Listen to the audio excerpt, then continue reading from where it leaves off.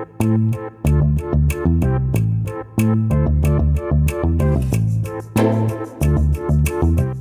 and welcome to the Dream Season podcast, an oral history of the 1989-90 UConn men's basketball season, also known as the Dream Season.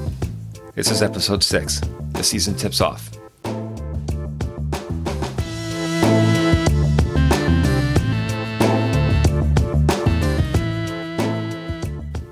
On Tuesday, November 21st, 1989, the UConn Huskies boarded a plane at Bradley International Airport with a final destination of Anchorage, Alaska, to participate in the Great Alaska Shootout. The Great Alaska Shootout was one of the 3 early season tournaments in 1989. The Maui Invitational and the preseason NIT were the other 2. Compare that to the 2022-23 season, where there were 73 such events. In 1989, college basketball teams were limited to a maximum of 27 regular season games. However, games played outside of the continental United States did not count towards that number. The Great Alaska Shootout began in 1978 and was the only preseason tournament until the Maui Invitational began in 1984. The Great Alaska Shootout was referred to as the Tournament of NCAA Champions. 4 out of the previous 7 NCAA champs kicked off their season in Anchorage, and another 3 teams reached the Final Four. The tournament would continue through the 2017 season before pulling the plug. With the growing number of preseason tournaments being held in much warmer locales, it became too difficult for organizers to recruit top teams to Alaska. The 1989 tournament field was considered wide open, as none of the participating teams were currently ranked. Michigan State and Kansas State were considered the favorites, with Auburn, Florida State, UConn, and Texas A&M in the mix, while Hawaii and the host school, Division II Alaska Anchorage, were considered long shots. Former Norwich Bulletin UConn beat reporter Pete Abraham, who now covers the Boston Red Sox for the Boston Globe, recalls the journey to the last frontier. When you go to Alaska, you get to Seattle and you think you're getting pretty close and you're nowhere near it. It's still like a long way away. And when we landed at the Alaska airport, I was sharing a rental car with a couple of the other writers, Ken Davis and Phil Chartis. And we get the rental car and they give us a map. And there's like a circle on the map. And the lady says, well, don't go outside this circle. I said, well, what's that? She says, well, that's the wilderness. Like, we won't go get you if something happens. And I'm like, oh. I'm like, so like wilderness? And she's like, oh, yeah. And I'm like, no. So I said, well, where's the arena on this? Show me the arena. So she points out the arena. And I said, okay, where's the Sheraton? The Sheraton's right here. I go, we're only going to the Sheraton in the arena. We ain't going anywhere else. And this was all, pre-GPS and everything else. And I remember thinking, like, why the hell didn't we go to a tournament in Hawaii? Because it was so cold. But it was great. I mean, it was actually, once you got in the arena, it was fantastic because it was all good teams. And, they had the UConn had a chance to play against teams that they normally wouldn't play.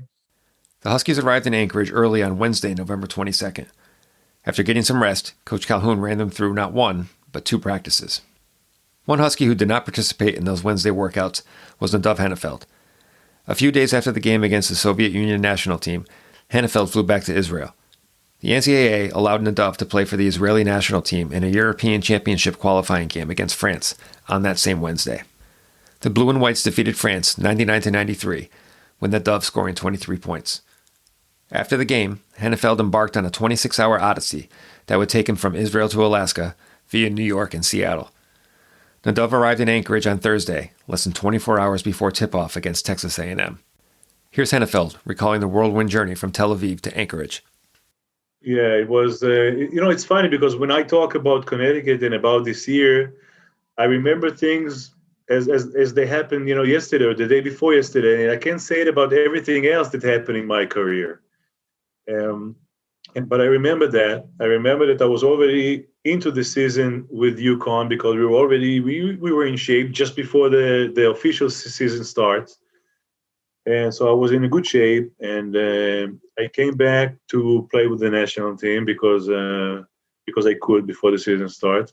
And we played France. And as soon as I finished the game, I went straight to the locker room, took a shower, and got on the plane straight. Like, I think it was 2 or 3 connections to get to Alaska by myself to meet everybody before the Great Alaska Shootout. And it was a very long flight. The Huskies drew Texas A&M for the opening round matchup. Sports Illustrated predicted the Aggies to finish 4th in the 9-team Southwest Conference. The Aggies were dealt a blow to their roster just before leaving for Alaska. As the team was waiting to depart at the airport in Houston, Texas A&M coach Shelby Metcalf was informed that senior guard David Williams, who was a starter, was being suspended for the season for violating team rules. Junior Lynn Suber would slide into the starting lineup, but Texas A&M's thin bench was now severely depleted. Coach Metcalf, surely in a sour mood thanks to the news of Williams' suspension, was also irritated by one Jim Calhoun on the day before the game against UConn. Calhoun happened to be in Sullivan Arena recording a TV interview while the Aggies were practicing, which Metcalf did not find to his liking. Coach Calhoun was optimistic about the Huskies' chances in their opening game of the season. The win over the Soviet national team had instilled the squad with confidence. Aside from the obvious implications of starting off the season with a win, the game against Texas A&M was important for another reason: national exposure. If the Huskies could win on Friday, their next two games would be televised by ESPN on Saturday and Monday. A loss would result in games being played on 3 consecutive days, with no television coverage at all. WTNH Channel 8 was televising the Texas A&M game locally in Connecticut. The UConn starting lineup consisted of Chris Smith and Tate George in the backcourt, Scott Burrell and Rod Sellers at the forward spots, and Dan Srulik at center. The Huskies started the game off strong, as did the Aggies. In the first 13 minutes of action, there were 7 lead changes and 3 ties. Texas A&M's quickness neutralized UConn's man-to-man defense, so they switched to a 1-3-1 zone. The Aggies' Lynn Suber made the Huskies pay.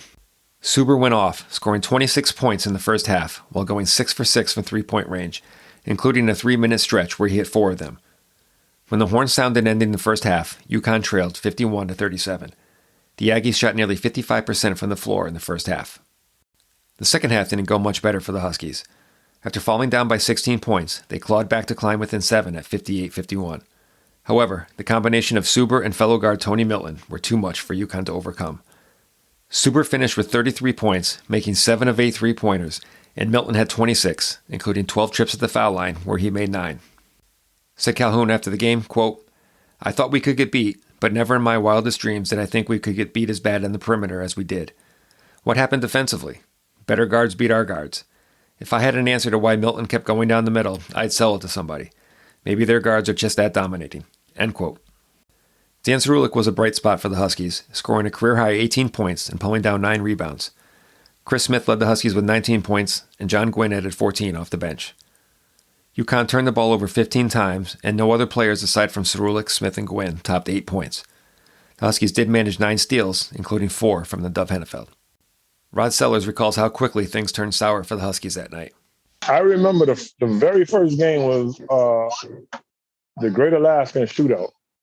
I don't know if it was the first game, but it was one game in the Great Alaska Shootout we played. But the first game out there, we were playing Texas A&M. I'll never forget this. And coming down the court, Tate makes a pass to Smitty. Smitty scores. And I remember Tate talking, "Welcome to the Big East, baby." I'm like, "Oh, yeah, I like this, yeah." Man, those guards from Texas A&M killed them. We got like brutalized by them. Longtime UConn radio color analyst Wayne Norman also remembers how incredible Suber's performance was. They lost their first game to Texas A&M. They had a guy named Lynn Suber who went 7 of 8 from three-point range. I looked it up earlier today. He made 18 three-pointers the entire year. And against UConn and Texas A&M, he made 7 of 8. In an interesting aside, as of the 2022-23 season, the all-time record for the highest opponent's three-point percentage against UConn is Texas A&M's 64.7% from this game. So Huskies found themselves in the losers bracket and would be squaring off with Auburn on Saturday, who had lost by 13 to the eventual shootout champs, Michigan State. Calhoun went with the same starting lineup as the Texas A&M game of Smith, George, Srulik, Burrell, and Sellers. The first half of this game was the inverse of the first half against Texas A&M. UConn forced 19 turnovers in the half and held the Tigers to 30% shooting. After trailing 7-6, the Huskies went on an 18-2 run to take control of the game.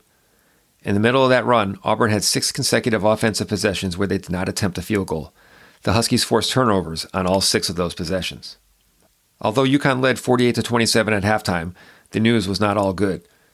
Murray Williams hyperextended his left leg after colliding with Auburn's Derek Dennison and had to be carried off the court. In addition, Chris Smith sprained his right ankle and left the game with 1:07 left in the first half. Neither player joined the team on the court in the second half, but Smith did return to the game with just under 10 minutes left in the game. The Huskies pushed their lead to 70-40 with 12:11 left after consecutive three-pointers from the Dove Hennefeld, Steve Peichel, and Scott Burrell. Although Auburn chipped away at the lead, making 9 of 12 three-point shots in the second half, They never came closer than 10 points, and that didn't happen until there were 22 seconds left in the game. The final score was UConn 95, Auburn 81. UConn turned the ball over 25 times, but that stat and the injuries to Smith and Williams were the only negatives.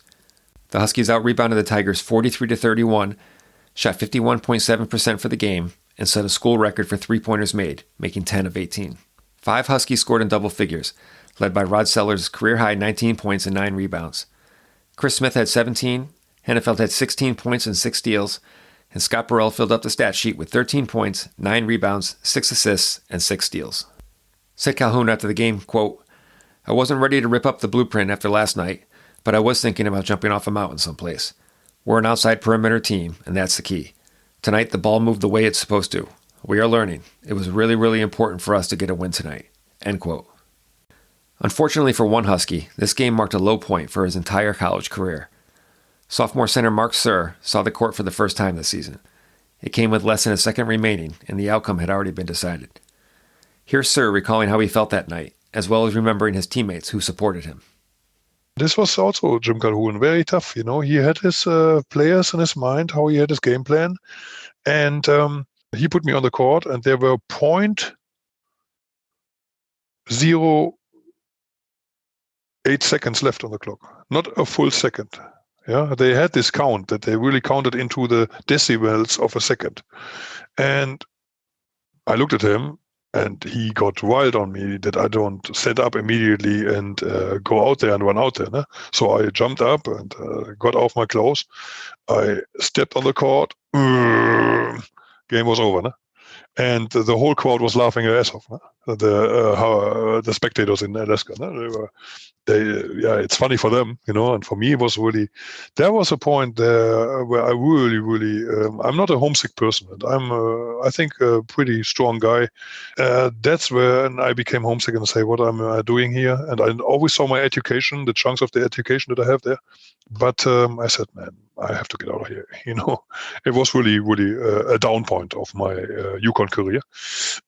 But somehow, Calhoun always made me believe in the program, in the team, and my teammates. I have to say, John Gwynn and Murray Williams, unbelievable guys, really unbelievable guys. And these guys really knew how I felt, and they made me stay.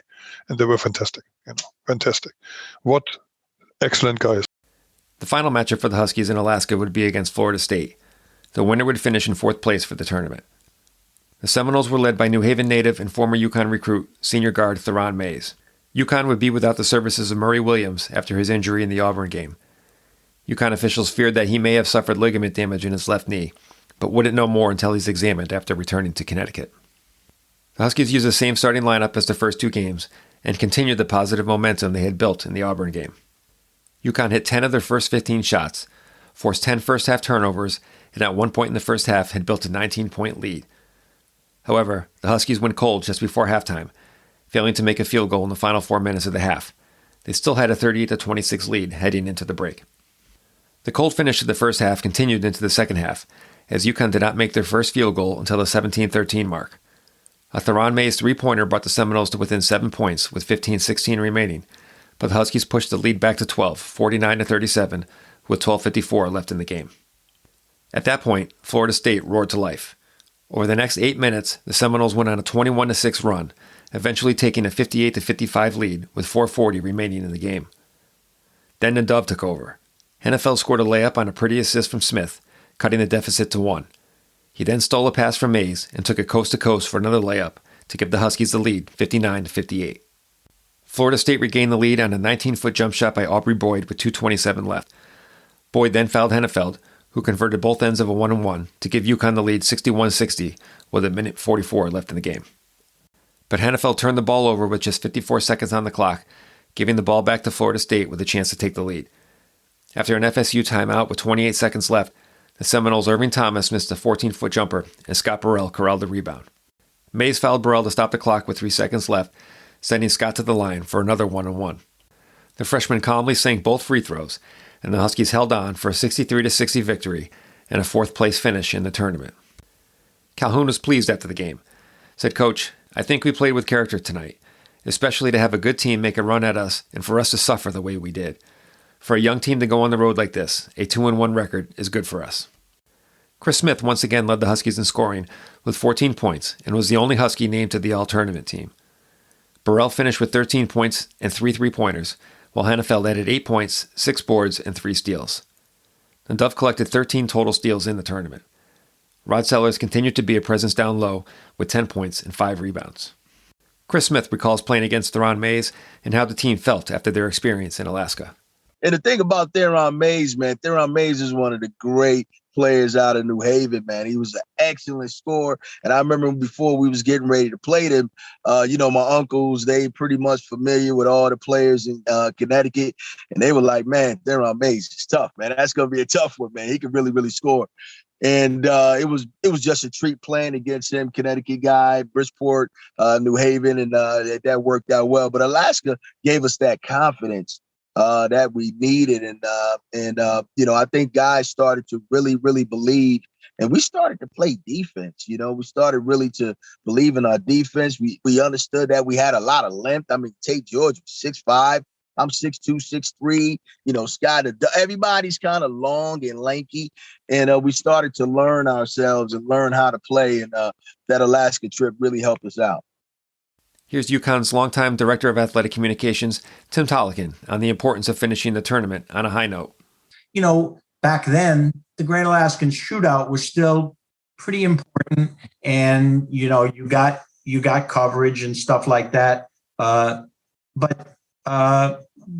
it's still, because we got, whenever you travel on the road, and I traveled obviously 32 years, 6 with Dom and all 26 with Jim.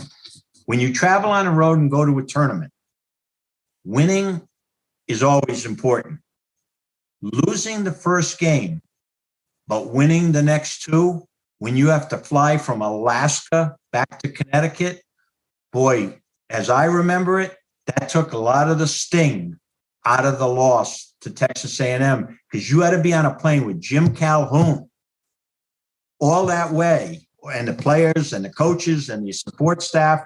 And had we not won those next 2 games, it would have not been anywhere near, as enjoyable.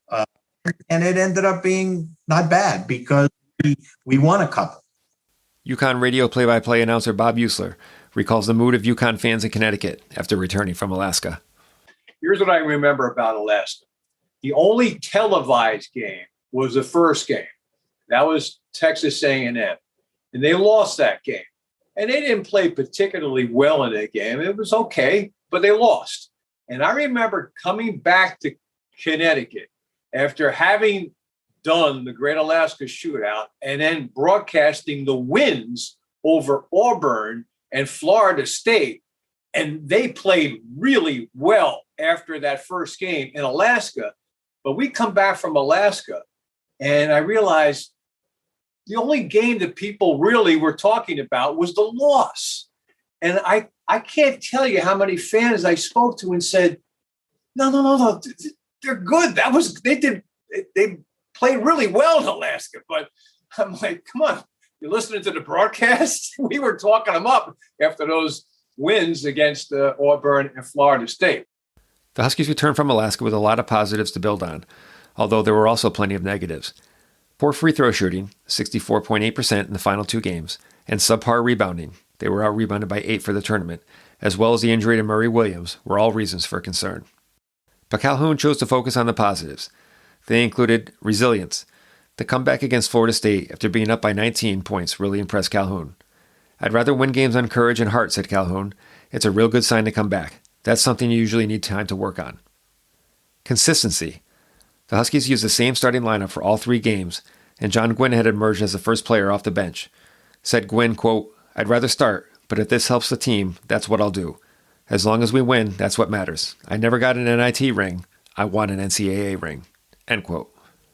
4 Huskies were averaging double figures in scoring: Smith, Burrell, Gwynn, and Sellers. And the 2 freshmen playing substantial minutes, Burrell and Hennefeld, were playing like veterans. Here's Coach Calhoun on how he felt after the shootout. One of the things that people don't remember is we had a kid, Nadav Hennefeld, who was in Israel at the time, playing in a game for the Israeli national team. And it's amazing. he kind of jumped off a plane 3/4 of the way around the world, and was a man amongst boys just in the way he played, what kind of glue he was. We kind of got a look in those last couple of games of who he could be, not necessarily who we quite were yet. And that was the thing that kept us going. We showed determination. We looked a little bit more mature than the year before. So, yeah, we left there feeling pretty good about ourselves.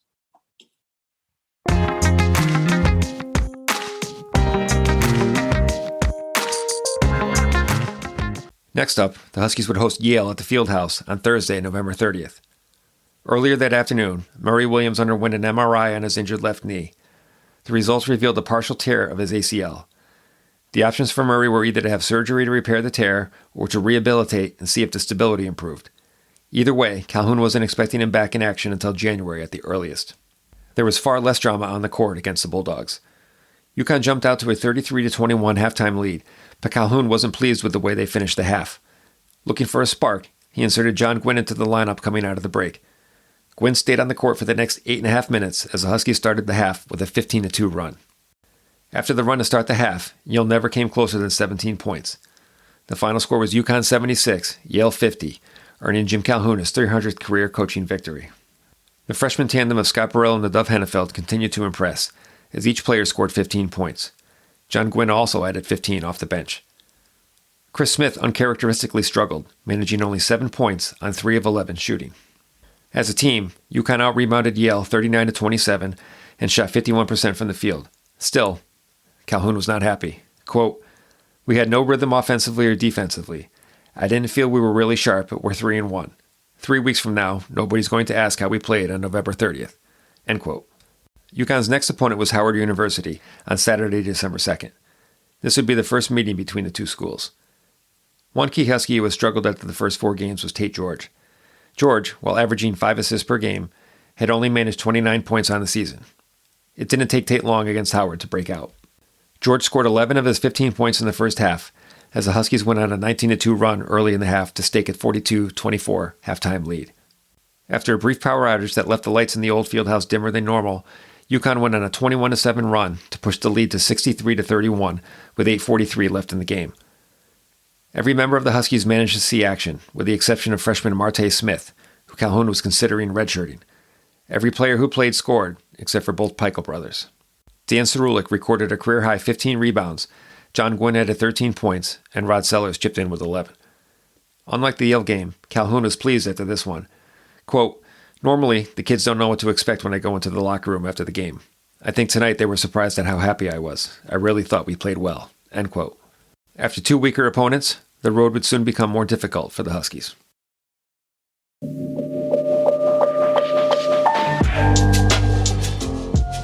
Coming up on the next episode of the Dream Season podcast, the month of December brings a UConn road game at the Hartford Civic Center, as well as their first Big East matchup of the season. The Dream Season podcast is researched, written, and produced by me, Matt Edwards. Written sources for this episode are the Hartford Current Archives and Google News Archives.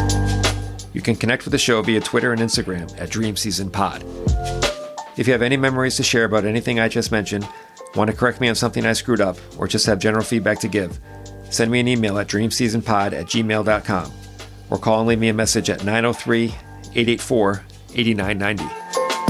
After I'm done with the regular episodes of the show, I'd love to have an episode that consists entirely of your memories of the Dream Season.